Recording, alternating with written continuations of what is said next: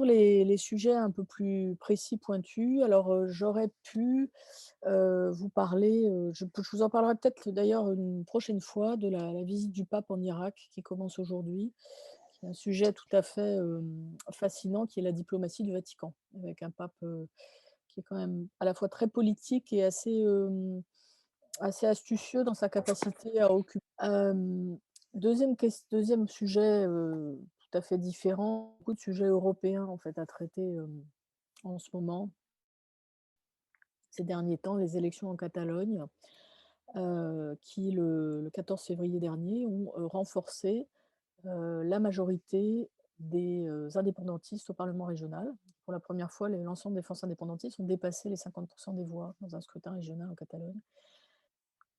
Il y avait un autre sujet, qui me semble très important, sujet transversal qu'on pourra peut-être aussi traiter à l'avenir, qui est, cette petite affaire que vous avez peut-être vu passer ces 2-3 derniers jours sur la question de la traduction du poète de Amanda Gorman, qui est cette poétesse, cette très jeune poétesse américaine, afro-américaine, qui a, lu un très long, poème, The Hill We Climb, lors de la, cérémonie d'intronisation de Joe Biden à la présidence américaine et on a l'écrivaine, qui aux Pays-Bas avait été choisie pour traduire ce poème qui a dû renoncer, sous la pression des réseaux sociaux.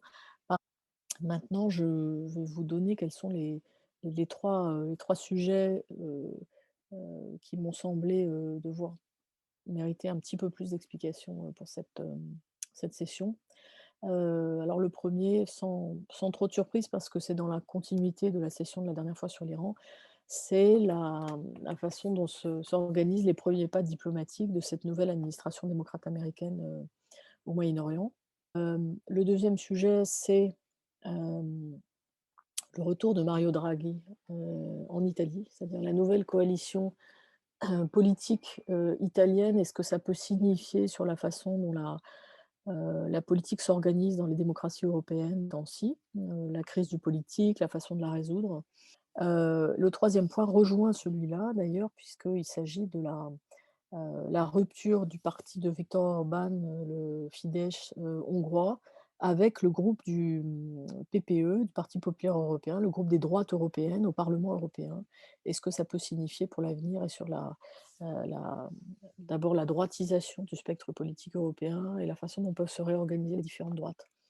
Le sujet aujourd'hui, ce sont, donc les GAFAM. Alors on a un mais ça veut dire que toujours ce sujet de la visibilité, pour moi, est en train de prendre, l'ascendant sur la pertinence du contenu. Ça, c'est une vraie réflexion, au quotidien depuis des années.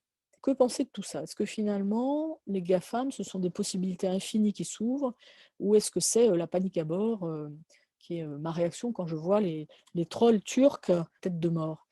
Et j'ai un peu fouillé la question et j'ai effectivement constaté qu'il y avait, toute une mythologie, de la culture pirate de la Silicon Valley. C'est pas la même chose que les partis pirates, mais il y a tout un travail de la part des grands opérateurs de la Silicon Valley américaine, pour se positionner comme une sorte d'alternative un peu de type Robin des Bois, qui, hem qui peut tenir à distance, des États, qui sont trop, heu, qui enfreignent trop les libertés individuelles. Il y avait l'idée d'installer des activités entières sur des navires, au large de la Californie qui pourraient échapper, aux règles de fonctionnement, de l'État pour pouvoir, construire leur propre, alternative, politique complète. En 2 points.